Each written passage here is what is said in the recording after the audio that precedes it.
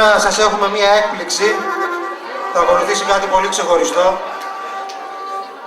Ο χορός Σαρή-Γκίζ, Ξαρθό κορίτσι δηλαδή, της Παύλας. Ο χορός συνοδεύεται από τραγούδι στα τουρκικά. Ένα μικρό του απόσπασμα θα ακούσουμε αμέσως τώρα από τον κύριο Σάβα Κουρουτζίδη, 83 ετών σήμερα. Γεννήθηκε το 1927 στα Χρυτοχώρη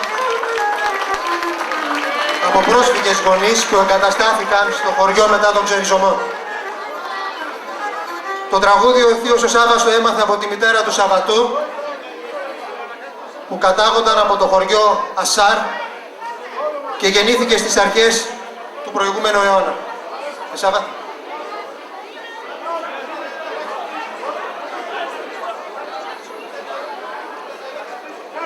Sarı kız, sarı kız, sarı kız, sarı kız, yatılmıyor yalımız, yatılmıyor yalımız. Sarı kız, sarı kız, elma verdim yedin mi, elma verdim yedin mi, kız kocana dedin mi, kız kocana dedin mi? Bir gece yatmayına bir yanını yedim mi? Bir yanını yedim mi? Sarı kız, yatırmıyor yalımız. Sarı kızın nesi var? Sarı kızın nesi var? Koynunda memesi var. Koynunda memesi var. Koynundaki memeler, koynundaki memeler ikimizi de besler, ikimizi de besler.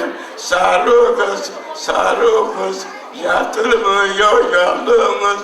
Yol üstüne ev yaptım, yol üstüne ev yaptım.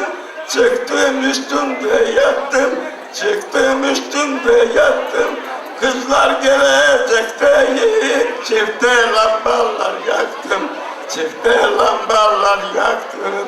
Sarı kız, yatırmıyor yalımız. Sarı kız, yatırmıyor yalımız. Ευχαριστώ πολύ. Να είστε καλά, που με άκουσατε.